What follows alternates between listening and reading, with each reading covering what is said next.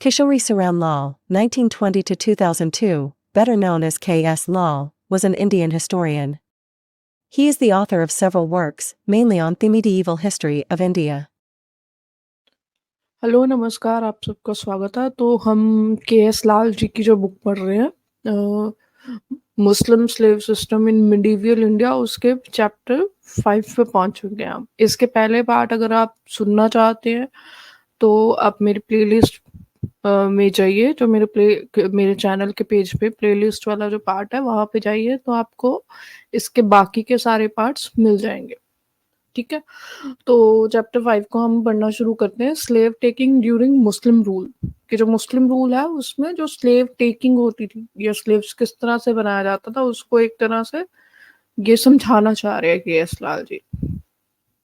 Slavery forms an integral part of the history of Islam. The Turks practiced it on large scale before they entered India as invaders. Slaves were abducted or captured by मोरेंडस Subuktigin Balban. यानी कि इसका अगर previous chapter अगर आप सुनेंगे तो आपको समझ में आएगा कि जो अल्तमिश था, ऐबक था, सुबुक्तुगीन था, बलबन था, जो भारत में आकर जिन्होंने एक तरह से इनके सेक्रेटरी बने, यानी कि वहां पे जो भारत से बाहर जो लोग बैठे थे उन्होंने अपने रिप्रेजेंटेटिव को भेजा, जो कि एक्चुअली स्लेव्स में से ही निकल के बाहर आए थे। तो ये सारे जितने नाम मैंने लिए ना, इल्तुमिश, सुबुक्तुगीन, बलबन, ऐबक, ये सब जो है ये स्लेव्स ही थे। ये पहले चैप्टर में हम ऑलरेडी डिटेल में डिस्कस कर चुके हैं, आप जाके सुन सकते हैं।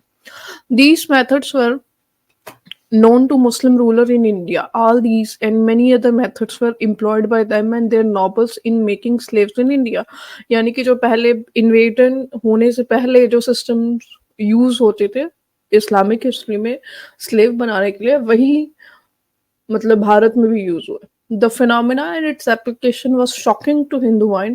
The Muslims, however, thought otherwise. According to Ibn Khaldun, the captives were brought from the house of war to the house of Islam under the rule of slavery, which hides in itself a divine province. Cured by slavery, they enter the Muslim religion with the firm resolve of true believers.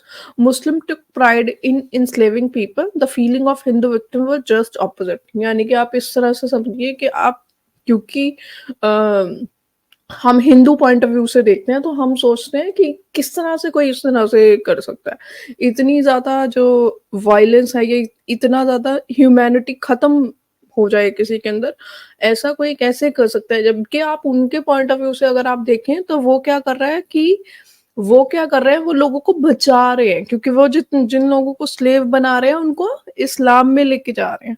तो उनके point of view से अगर आप देखेंगे तो वो लोगों को बचा रहे हैं। ठीक है, तो अब यहाँ मतलब आपने नॉर्मली बहुत सारे वीडियोस में सुना होगा कि जो मौलवी वगैरह है वो हमेशा कहते हैं कि अल्लाह आपको सीधा रास्ता दे। क्यों? क्योंकि उनके माइंड में ये है कि जो हम रास्ता फॉलो कर रहे हैं वही जो है वो एक राइट है, वही डिवाइन सिस्टम है। इसीलिए आप देखें कि ये अथॉरिटेरियन माइंडसेट वहीं से आता है।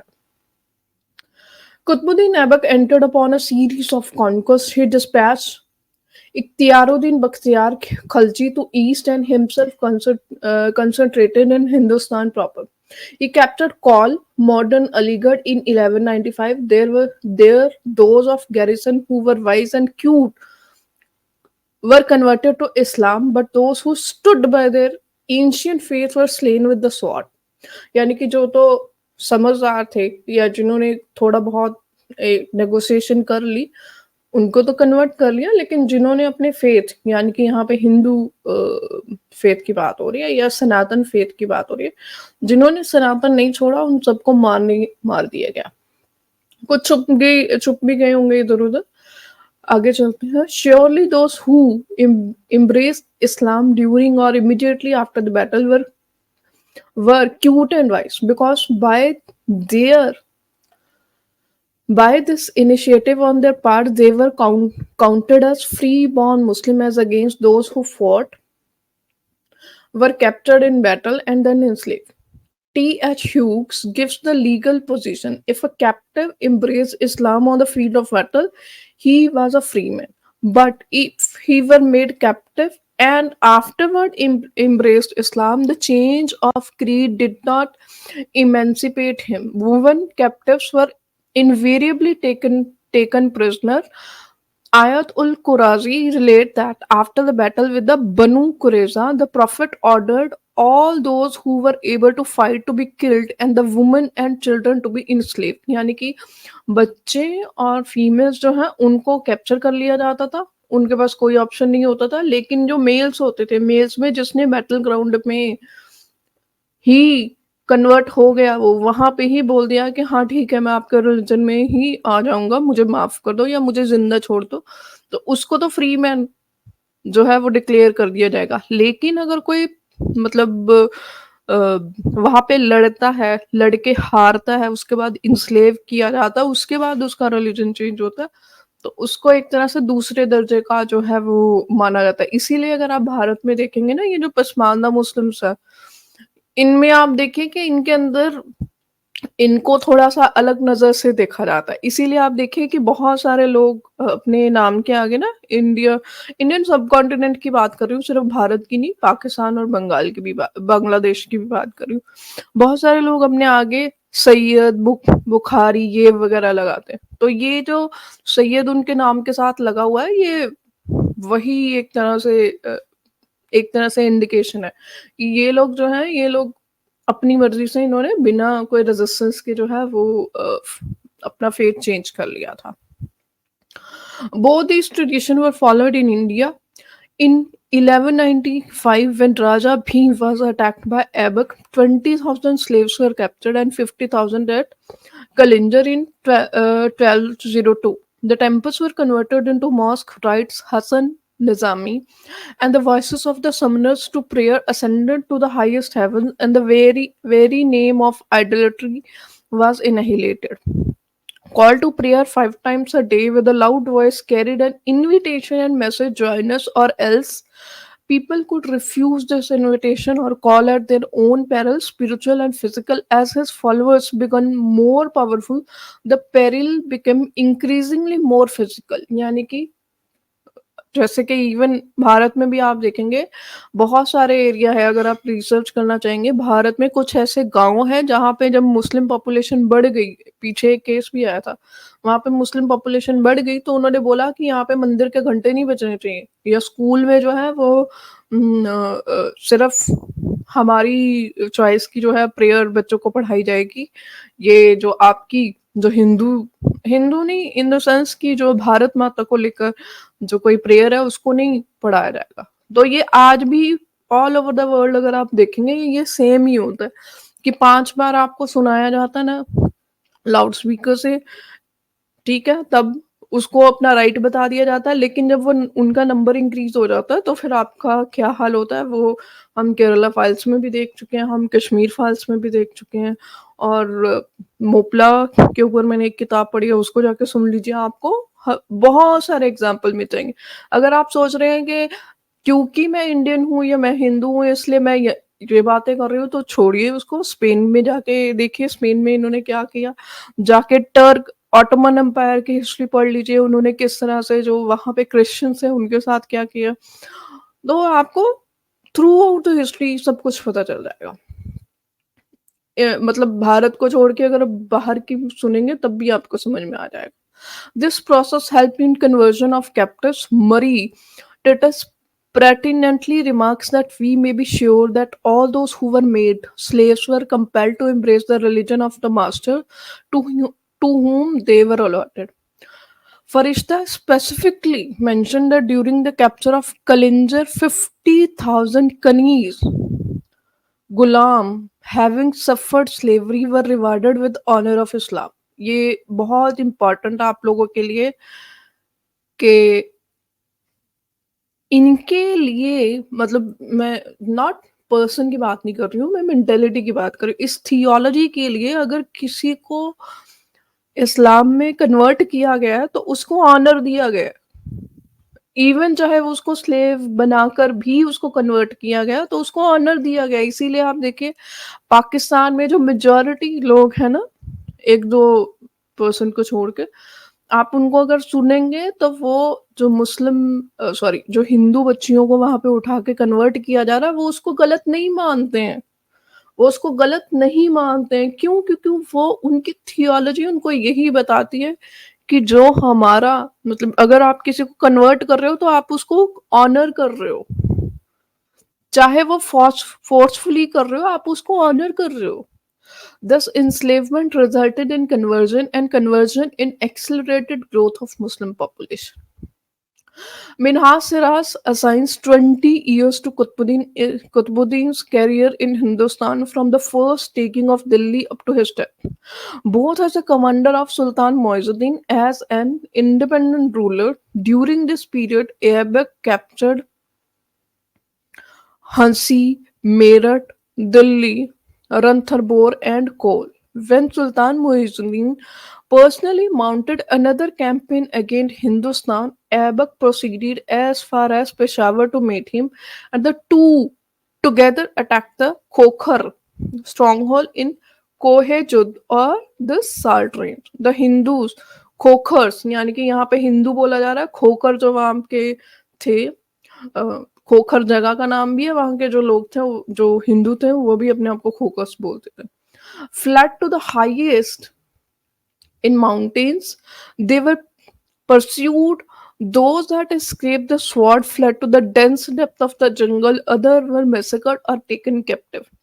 Great plunder was obtained, many slave according to फरिश्ता, यानी कि फरिश्ता जो है ये इस्लामिक हिस्टोरियन है। मतलब जिसने भारत के अंदर जो भी इस्लामिक रूल था उसके अंदर जो भी कुछ हो रहा था उसको डॉक्यूमेंट फरिश्ता ने किया है, मिनहाज ने किया है और भी बहुत सारे हिस्टोरियन है। तो यहाँ पे जब भी फरिश्ता वर्ड आएगा या मिनहाज वर्ड आएगा या एक दो और नाम आएंगे तो उसको आप हिस्टोरियन देखे, इस्लामिक हिस्टोरियन थे वो, इन्होंने डॉक्यूमेंट की है पूरी की पूरी हिस्ट्री। तो according to Firishta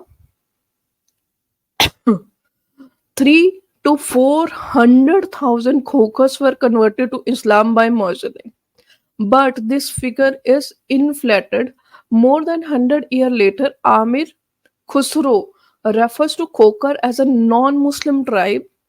The way they were constantly attacked and killed by Sultans Iltutmish and Balban confirm Khusro's contentions. Minhas also say that the Khokars were not annihilated in this affair. Muizzuddin Aibak attacked by any means and gave great trouble in after years. यानी कि जैसे कि ऊपर बताया गया कि जो strong थे वो जंगलों में भाग जाते थे। एक और बुक जो मैं पढ़ रही हूँ, अगर आप मेरी प्लेलिस्ट में जाके सुनेंगे, जो एम ए खान की इस्लामिक जिहाद नाम से किताब है, उसमें भी सबसे बड़ा रोल जो वो बताते हैं, क्योंकि अक्सर कहा जाता है कि अगर मुस्लिम मतलब जो इस्लामिक इन्वेडर्स हैं वो इतने ज़्यादा क्रूअल थे तो फिर इतने हिंदू बचे कैसे? तो उसका सबसे मेन रीज़न जो है वो हमारी ज्योग्राफी है। यस, इसको मैंने बहुत सारी बुक्स में पढ़ा है कि जो हिंदूज़ होते थे, जब मतलब टॉलरेंस लेवल उनका मतलब बहुत ज़्यादा वायलेंस होने लग जाता था, तो वो जो ऑब्वियसली जो जा सकते थे, पूरी की पूरी फैमिलीज़ जो हैं वो जंगलों में जाके रहने लग जाते थे। पूरे के पूरे टाउन खाली हो जाते थे। ये जो अकबर द ग्रेट बहुत ज़्यादा बोला जाता है ना, अगर आप जाके मेरी वो बुक को सुनेंगे या खुद पढ़ लीजिए उस किताब को, एम ए खान की जिहाद इस्लामिक जिहाद नाम से किताब है। उसमें उन्होंने क्लियरली बोला है कि जो अकबर था उसको जजिया या कुछ जो उसने रिलीफ दिया था भारत में, वो इसलिए नहीं दिया था कि वो बहुत सेक्युलर था। वो इसलिए दिया था क्योंकि हिंदूज़ जो हैं वो शहरों को छोड़ के, टाउन्स को छोड़ के चले गए थे जंगलों में, कि हम जंगल में रह लेंगे लेकिन हम इतना टैक्स नहीं देंगे। तो इसलिए उसने ये अनाउंसमेंट कराई थी कि ठीक है मैं आपको थोड़ा रिलीफ दे दूँगा लेकिन एट लीस्ट यहाँ पे आ तो जाओ, क्योंकि जो इस्लामिक इन्वेडर्स थे या मुगल्स थे या जो भी इस्लामिक रूलर थे, उनकी फिर वो अय्याशियाँ कैसे वो पूरे करते अगर कोई टैक्स ही ना देता तो। ठीक है? और यहाँ पे देखिए, यहाँ पे वो क्लियरली बता रहे हैं कि खोकस जो है वो जंगलों में भाग गए थे और वो 12 साल बाद मुइज़ुद्दीन ऐबक के अटैक के बाद भी वो बार-बार अटैक कर रहे थे। और एक पॉइंट यहाँ पे नोट करने वाला है, यहाँ पे खुसरो का रेफरेंस दिया गया है कि जो खुसरो था उसने खोकस को नॉन मुस्लिम ट्राइब बोला। तो यानी कि जो लोग कन्वर्ट हो भी जाते थे, जो नहीं भाग पाते थे, तो वो बाद में फिर से हिंदू बन जाते थे। और ये बहुत सारे एरियाज़ पे भारत में हुआ है कि कुछ लोगों ने जो है वो कबूल कर लिया इस्लाम, लेकिन जैसे ही उनको लगा कि हाँ ठीक है, अब थोड़ा अ, ओके हो गया है, शांत हो गया माहौल, तो वो वापस से हिंदू बन गए। और ये गोवा में भी हुआ है, गोवा इंक्विजिशन अगर आप पढ़ेंगे, वहाँ पे ये बार-बार रिपीट सर्कल होता था कि वो क्रिश्चियन बन जाते थे, फिर जब वो अ, थोड़ा रिलीफ हो जाता था या थोड़ा ठंडा पड़ जाता था 2-4 साल में, फिर वो दोबारा हिंदू बन जाते थे। तो ये circles all around Bharat, obviously north India में ज़्यादा, ये होता रहा है, इवन आज भी हो रहा है। Under Aibak, most of Hindustan from Delhi to Gujarat to Lakhnauti to Lahore was brought under the sway of Turks. In his time, a large number of places were attacked. Many more prisoners were captured than for which actual figures are available.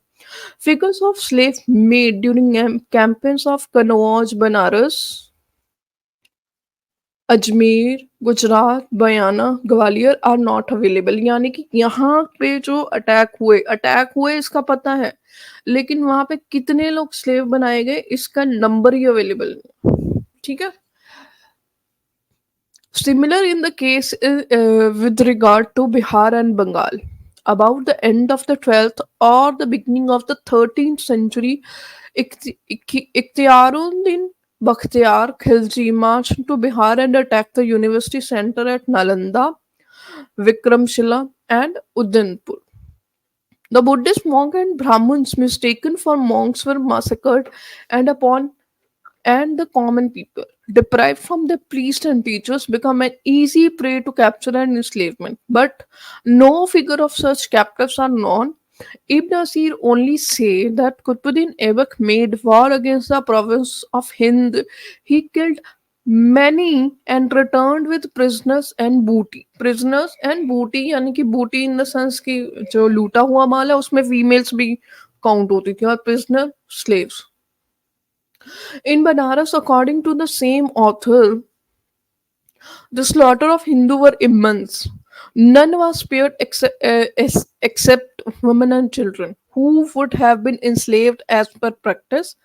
Habibullah writes the Muslim sway extended from Banaras to the strip of the Shahabad, Patna, Moghur, Bhagalpur district, and a repeated reference to the presence of Muslim in the tract from the early times indicates that the takings of slaves and conversion was common in the region. Fakr Mudabir informs us that as a result of Turkish enslavements under Muizzuddin and Aibak, 11 poor Muslim house holders become owner of numerous slave. यानी कि जो उस समय पे जो obviously पहले attack में जो कन्वर्ट हुए थे, लेकिन क्योंकि ये एक सिस्टम है जो मुस्लिम स्लेव सिस्टम है उसका, या इस्लामिक स्लेव सिस्टम अगर आप कहें, उसके अंदर ये सिस्टम है कि जो भी लूटा जाता है वो डिवाइड किया जाता है। यहाँ पे वो कह रहे हैं कि जो बहुत करीब से जो 11 घरों का यहाँ पे मेंशन किया हो, 11 घर ऐसे थे जो कि बहुत ही गरीब मुस्लिम फैमिली घर थे, लेकिन वो भी मतलब इतनी ज्यादा स्लेवमेंट की कि वो भी उनके अंडर भी बहुत सारे स्लेव्स आ गए। The narrative of contemporary and later chronicles should not lead us to the conclusion that taking of Hindu as a slave was a child's play. There was stiff resistance to Muslim conquest and Muslim rule. यानी कि ये ना सोचा जाए कि इतने सारे लोग जो है वो स्लेव बन रहे थे, तो मतलब हमारे यहाँ पे जो लोग हैं उन्होंने रेजिस्ट नहीं किया है। ये भी नैरेटिव सोचना नहीं चाहिए आप लोगों को। इसके ऊपर मैंने एक स्पेसिफिक किताब सीताराम गोयल जी की Hindu resistance of Muslim invaders, उसको भी लिखा है। बाकी के एस लाल यहाँ पे क्या बोल रहे हैं उसको भी हम सुन लेते हैं। उसके अलावा एम.ए. खान की जो जिहाद, इस्लामिक जिहाद बुक पढ़ रही हूँ मैं, उसमें भी हिंदू रेजिस्टेंस को उन्होंने बहुत डिटेल में बताया है। वो किताब तो बहुत बड़ी है, उसके 60 से ऊपर पार्ट्स मतलब कर चुकी हूँ मैं, और ऑलमोस्ट उतनी ही और होंगे। तो आगे वो लिखते हैं कि there are stiff resistance to Muslim conquest and Muslim rule. Beside, the Sultan of Delhi had always to deal with a number of problems simultaneously. Most of the time, Sultan Iltutmish was spent in suppressing his Turkish opponent Qutbi and Moisi Amirs in Delhi, rivals Zaldos Kubacha in Punjab and Sindh. ये बहुत important है, ये हमने already पहले chapter में पढ़ लिया। ये मैंने आपको समझाया था कि क्यों आज भी प्रेजेंट डे में अगर आप देखें पूरी दुनिया में जो स्पेसिफिकली इस्लामिक नेशन है, चाहे वो खुद को इस्लामिक बोलते हैं चाहे वो नहीं बोलते हैं, वहां पे अगर आप देखेंगे तो स्टेबिलिटी नहीं आती है। स्टेबिलिटी यानी कि पॉलिटिकल या जो स्टेट स्टेबिलिटी है वो नहीं आती है। तो उसके रूट्स भी आपको इस्लामिक हिस्ट्री में मिलते हैं, क्योंकि थ्रू आउट इस्लामिक हिस्ट्री अगर आप देखेंगे आज के पॉइंट ऑफ व्यू से, आज अगर पीछे मुड़ के देखते हैं, थ्रू आउट इस्लामिक हिस्ट्री लोगों ने पावर के लिए भाई ने भाई को मारा। औरंगजेब को देख लो, दारा शिकोह का गला काटा। ऑटोमन एम्पायर उठा के देख लो, वहां पे भाई भाई को मार रहा था। उसके अलावा इवन खलीफ जो खिलाफत थी, खिलाफत जो खलीफा होते थे उनके अंडर देख लो कितनी पॉलिटिक्स हुई। तो ये क्योंकि ये अथॉरिटेरियन सिस्टम है तो इसका एक नेगेटिव पॉइंट होता है। इसका ही नहीं, कोई भी अथॉरिटेरियन सिस्टम हो उसका यही नेगेटिव पॉइंट होता है। इसके पैरेलल में अगर आप कम्युनिस्ट रेजिम को देख लेंगे तो कम्युनिस्ट रेजिम में भी यही होता है। जाके पढ़िए रशिया में, और इसके ऊपर भी मैंने राम स्वरूप जी का एक पेपर जो है वो ऐसे पढ़ा था, communist where are they, communist under communist rule, यानी कि जो कम्युनिस्ट जिन्होंने कम्युनिज्म को इतना प्रोपोगेट किया अपने नेशन के अंदर, और नेशन के अंदर कम्युनिज्म लेके आए वो, और उनको ही कैसे कम्युनिस्ट ने मार दिया। और भारत में भी अगर आप सर्च करेंगे आपको बहुत सारी ऐसी केसेस मिल जाएंगे कि एक कामरेड ने ही दूसरे कामरेड को मार दिया केवल और केवल पावर के लिए, क्योंकि अथॉरिटेरियन सिस्टम का ये नेगेटिव पॉइंट है। तो आगे चलते हैं।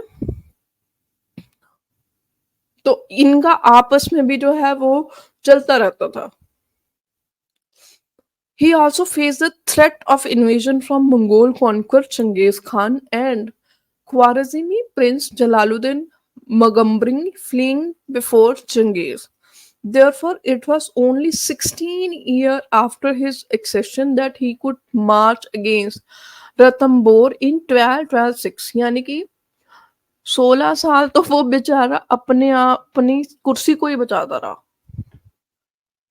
मतलब इसका मतलब ये नहीं है कि वो 16 साल अगर वो कुर्सी को बचाता रहा तो मतलब उसने कोई एक्सप्लॉयटेशन हुई, क्योंकि अगर आप देखेंगे कि जो नॉबल्स थे, मतलब जो नीचे जिन लोगों को अपने अमीर बना दिया, सेक्रेटरी, जो ब्यूरोक्रेसी थी वो भी एक्सप्लॉइट करती थी, ठीक है। लेकिन यहाँ पे रूलर्स की बात हो रही है।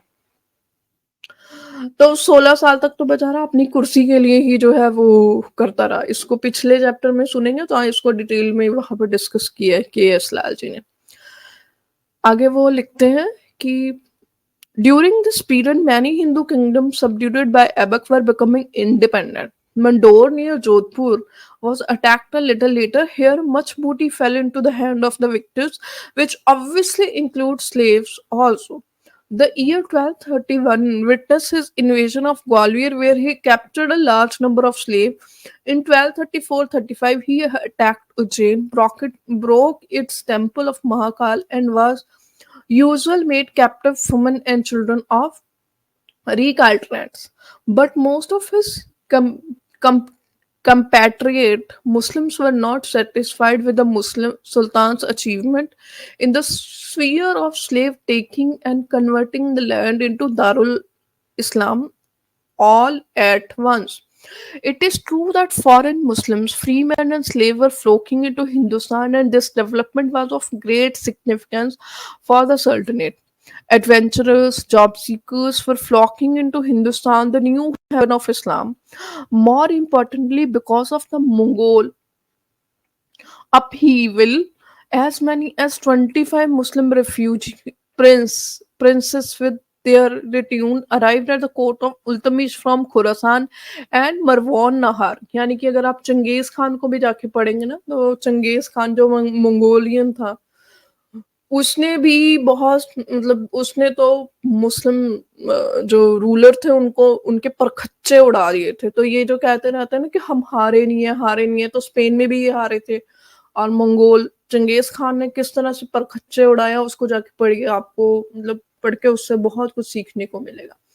तो उसके कारण भी बहुत सारे लोग भारत में आ रहे थे रिफ्यूज लेने के लिए, माइंडेड रिफ्यूज लेने के लिए, क्योंकि यहाँ पे दारुल इस्लाम था, जो रूलर था वो मुस्लिम था, तो यहाँ पे वो रिफ्यूज लेने के लिए आ रहे थे। During the reign of Balban, 15 more refugee rulers and their nobles and slaves arrived from Turkestan, Khorasan, Iraq, Azerbaijan, Persia, तुर्की, शाम, सीरिया। यानी कि ये सारे एरिया से भी आ रहे थे। ये वो वाला समय है जब आप चंगेज खान को पढ़ेंगे तो आपको समझ में आएगा, मतलब उसको पैरेलल में और इसको पैरेलल में रख के आप समझेंगे तो आपको बिल्कुल समझ में आ जाएगा। तो ये जो कह रहे हैं ना कि मुस्लिम्स ने कभी बहुत रेजिस्ट करते हैं या हम हमेशा जीते हैं, ऐसा भी कुछ नहीं है। इस्लामिक हिस्ट्री को अगर आप देखेंगे ना, तो चंगेज खान ने जो मतलब वो किया है ना, उसके अलावा बप्पा रावल को जाके पढ़ लीजिए, कैसे परखच्चे उड़ाए हैं। रणजीत सिंह को पढ़ लीजिए, महाराजा रणजीत सिंह पंजाब से जो थे, उन्होंने किस तरह से परखच्चे उड़ाए हैं, जिसकी वजह से इनको सलवारें तक पहननी पड़ी थी कि क्योंकि महाराजा रणजीत सिंह जो है वो फीमेल्स पे अटैक नहीं करते थे। तो ये खुद को बचाने के लिए इन्होंने कुर्तों के मतलब नीचे अपनी धोती या कुछ भी पहनते थे, उसकी जगह पे इन्होंने फीमेल्स वाली सलवारें पहननी शुरू कर दी। वो इनकी आज ड्रेस बन चुकी है, जिसको पाकिस्तान बहुत फ्लॉन्ट करता है। उस ड्रेस के पीछे हिस्ट्री जाके पढ़ेंगे तो आपको समझ में आएगा। तो ये जो एक नैरेटिव बताया जाता है ना कि वो हमेशा जीते हैं, ऐसा भी नहीं है। ठीक है। The pressure of these group on the Sultan for Islamization of Hindustan would be great। यानी कि यहाँ पे बहुत ज्यादा प्रेशर बढ़ रहा था, क्योंकि वहां से रिफ्यूजी भी आ रहे थे, मतलब वो क्योंकि वो इस्लामिक स्टेट से आ रहे थे। तो वो आपने देखा ना कि कीड़ा तो आज भी है, जो पाकिस्तान से या अफगानिस्तान से, इराक से जो लोग वहां पे जाते हैं, जो यहाँ के वायलेंस से बच के वहां पे जाते हैं, अमेरिका में, यूरोप में, वहां पे जाके इनको इस्लामिक रूल चाहिए, वहां पे जाके इनको मॉस्क के ऊपर लाउड स्पीकर चाहिए, तो ये सब इनको चाहिए। तो ये कोई नई नहीं है, ये पहले भी यही था कि यहाँ वहां पे चंगेज खान से जूतियां खा के यहाँ पे भारत में आए और भारत में आके प्रेशराइज करने लग गए कि यहाँ पे तो प्रॉपर इस्लामिक लॉ ही नहीं है, यहाँ पे तो शरिया ही नहीं है, शरिया लगाओ यहाँ पे। तो ये कोई आज से ही नहीं है, इनकी जो खुजली है ना शरिया की, ये कोई नई खुजली नहीं है। Iltutmish received a patent on investiture from Muntashir Billah, the Khalifa of Baghdad, in recognition of his enormously augmenting the prestige of Mohammedan government in India. This was a booster as well as further pressure। यानी कि ये एक तरह से boost भी था उसके लिए, लेकिन एक प्रेशर भी था, क्योंकि वो प्रॉपर इस्लामिक रूल तो था नहीं भारत में, क्योंकि इन लोगों ने भी यहाँ पे जो मतलब जो इस्लामिक रूलर थे उनके भी अगर मतलब एक एक को पढ़ेंगे तो आपको समझ में आएगा, वो भी अपनी अय्याशियों में ही बिजी थे। उन्होंने भी एक्चुअली अपनी जिस भी थियोलॉजी को वो फॉलो कर रहे थे, उन्होंने एक्चुअली कोई थियोलॉजी को भी प्रॉपरली फॉलो नहीं किया। और ये कोई उनके ऊपर नहीं है, ऑल ओवर इस्लामिक वर्ल्ड में हुआ है, ये पूरे इस्लामिक वर्ल्ड में यही चलता रहा है। No wonder the capital city of Delhi looked like Darul Islam, its ruler, the leader of Eastern world of Islam. But since the whole country was not conquered and converted, it did not amuse the ulama and the Mashrak, यानी कि क्योंकि सिर्फ दिल्ली पे इनका control था, बाकी जगह पे तो हिंदूज थे ही, रेजिस्ट भी कर रहे थे, तो इनके ऊपर प्रेशर पड़ रहा था, क्योंकि वो वहां पे एक तरह से सोचिए कि वो वहां पे फ्लॉन्ट कर रहे हैं कि हम हिंदुस्तान पे रूल कर रहे हैं, लेकिन जब रिफ्यूजी जितने भी आ रहे थे, उन्होंने आके देखा कि ये तो केवल एक ही एरिया में इनका पावर चलता है, बाकी जगह पे तो इनका पावर चलता ही नहीं है। तो समझ रहे हो कि प्रेशर किस तरह का होता है, एक तरह से इंसल्टिंग पॉइंट ऑफ व्यू से। Slave taking a matter of policy. Some ulama therefore approached to Poy Sultan Iltutmish to rule according to the Shariat and confront the Hindu with the choice between Islam and death. बहुत important point है ये बहुत सारे लोग आज specifically कुछ पाकिस्तान के so called liberals जो आजकल बोलते हैं ना कि नहीं ये इस्लाम नहीं है, इस्लाम को यूज किया जा रहा है, रिलीजन ऐसा कुछ नहीं सिखाता है, और कुछ इंडियंस भी हैं, तो उनको ये पढ़ना चाहिए। चलो मैं 1 मिनट के लिए मान लेती हूँ कि जो आज के उलमा हैं, जो आज के लोग हैं, वो गलत इंटरप्रिटेशन कर रहे हैं। ओके, मैं ये हाइपोथेटिकली मानने को तैयार हूँ। क्या उस समय पे जो ये आज की बात नहीं हो रही है, ये 12वीं 11वीं सदी की बात कर रही हूँ मैं। तब तो इस्लाम की अंडरस्टैंडिंग होगी ही ना, उस समय तो इतना कोई खास टाइम हुआ नहीं था। तो उस समय पे क्यों ये बोला जा रहा है? और ये केवल भारत में नहीं बोला गया कि या तो इस्लाम को चूज करो, क्योंकि हिंदू जो है वो पॉलीथीस्टिक है। ये एक वर्स भी है कि जो पॉलीथीस्टिक है उनको चूज करना पड़ेगा। सिर्फ जजिया जो होता है ना, वो केवल और केवल अहले किताब के लिए अलाउड है। हनफी जो स्कूल ऑफ थॉट है वो मानते हैं कि ठीक है, पॉलीथीस्टिक से भी जजिया ले सकते हैं, क्योंकि जो भारत में रूलर आए थे वो कंट्रोल उतना कर नहीं पाए, तो उन्होंने एक तरह से ना एक कॉम्प्रोमाइज कहते हैं जिसको, कॉम्प्रोमाइज कर लिया था कि ठीक है हम पॉलीथीस्टिक्स जो है उनसे भी जजिया ले लेते हैं, ठीक है। तो उन्होंने ये एक तरह से हनफी स्कूल ऑफ थॉट ने ये थोड़ा सा क्यों अपनी कमी को छुपाने के लिए थोड़ा सा ये कर लिया कि चलो हमें इनकम तो आती रहेगी ना। लेकिन अगर आप actually Hanafi school of thought के अलावा बाकी स्कूल ऑफ थॉट पढ़ेंगे, वहां पे कुछ अलाउड नहीं है। इवन सूफीज्म में भी नहीं है। बहुत सारे लोग सूफीज्म को बहुत ज्यादा लिबरल थॉट कोई मानते हैं, उसको भी पढ़ लीजिए, उसमें भी ऐसा कुछ नहीं है। हाँ, स्टार्टिंग में जब वो स्टार्ट हुई थी तो उसके अंदर थोड़े रिफॉर्म थे, लेकिन वो जो स्टार्टिंग स्टार्टिंग वाले कुछ लोग थे उनके अंदर थे। उसके बाद जो उनको उनके आगे जनरेशन्स आई, उन्होंने वो डायरेक्ट वही थियोलॉजी को ही किया कि नहीं, या तो आपको इस्लाम कबूल करना पड़ेगा या डेथ करनी पड़ेगी। और यही आप देख लीजिए पूरी की पूरी दुनिया में हो रहा है। इजराइल और हमास का जो इशू अभी चल रहा है वो यही है। तो वो कन्फ्रंट कर रहे थे सुल्तान इल्तुतमिश को कि आपको तो जी शरीयत जो है वो नाफिज करनी पड़ेगी। यानी कि आप देखिए कि उस समय भी ये कोई पाकिस्तान में आज जो चल रहा है ना, आज लोग बोलते हैं कि अच्छा टीटीपी जो है वो लड़ रही है कि शरिया के अकॉर्डिंग चलो। वहां तालिबान है अफगानिस्तान में, लेकिन उसके अगेंस्ट दाइश खड़ी है। दाइश बोल रही है ये तो थोड़े से लिबरल सिस्टम है इनका, तो ये वाला इस्लाम तो सही नहीं है, ये हमारे वाला है जो वो प्योर है। तो वो प्योर इस्लाम जो है ना, उसका कीड़ा आज से नहीं है, ये इसके भी रूट्स पुराने हैं, ये उस समय से है। आगे चलते हैं। Muslim had set their rule, and so the country had become Darul Islam. And any opposition to it was an act of rebellion. The Hindus who naturally resist Muslim occupation were considered to be rebels. They were idolaters, mushrik, and could not be accorded the status of kafir of the people of book, Christian and Jews. जो मैंने आपको समझाया था कि जो जजिया देने का जो थोड़ा बहुत राइट है वो ज्यूज और क्रिश्चियन को तो मिल सकता है, हिंदूज को बिल्कुल नहीं। हिंदूज को एक ही चीज है, या तो डेथ पेनल्टी या फिर conversion.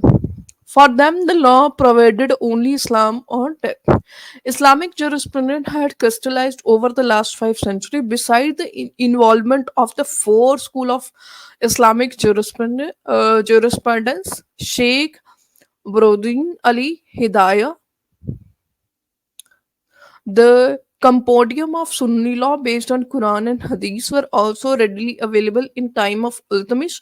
Muslim scripture and treaties advocated jihad against idolater, for whom the law advocated only Islam or death.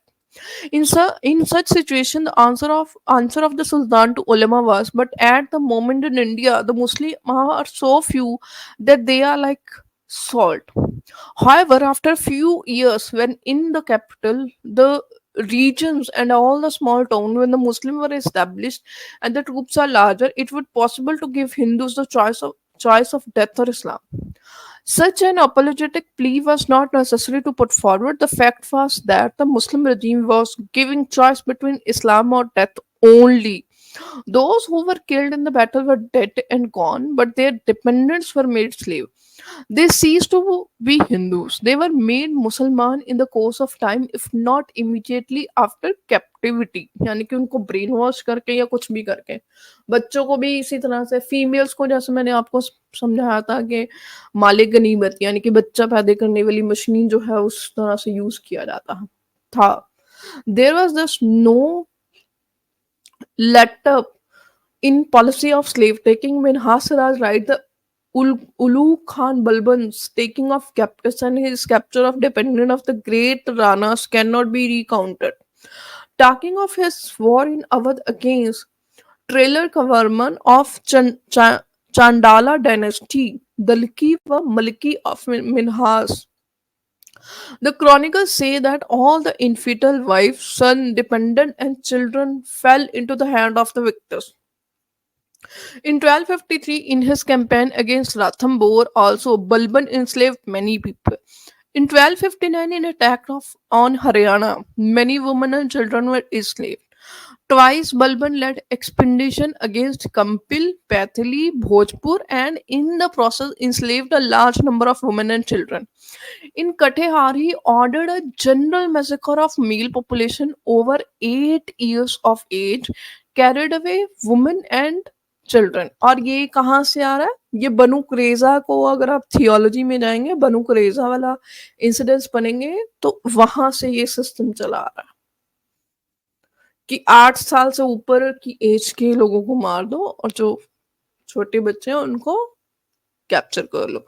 आपको अगर याद हो पाकिस्तान में एक अटैक हुआ था आर्मी स्कूल पे, वहां पे भी आप जाके डिटेल्स पढ़िए उन्होंने क्या किया था. उन्होंने जो बच्चे थे जिनके एक सर्टन एज के बाद चेक करके कि उनके प्यूबिक हेयर्स आए हैं कि नहीं आए हैं, जिनके आ चुके थे प्यूबिक हेयर्स उनको अलग किया, जिनके नहीं आए थे उनको अलग किया, और जिनके प्यूबिक हेयर्स आए थे उन सब बच्चों को मार दिया. और वो ऐसा नहीं था कि वो हिंदूज के लिए कर रहे थे, वो मुस्लिम्स के अगेंस्ट कर रहे थे. क्यों? क्योंकि उनके हिसाब से वो जो जो वायलेंट सिस्टम है टीटीपी के अकॉर्डिंगली जो जो दूसरे मुसलमान जो जो बच्चे स्कूल में पढ़ रहे थे वो एक्चुअली शरिया फॉलो नहीं कर रहे थे. वो कौन सा सिस्टम फॉलो कर रहे थे? वो काफिर सिस्टम फॉलो कर रहे थे क्योंकि वो स्कूल में थे, वो मदरसे में नहीं थे.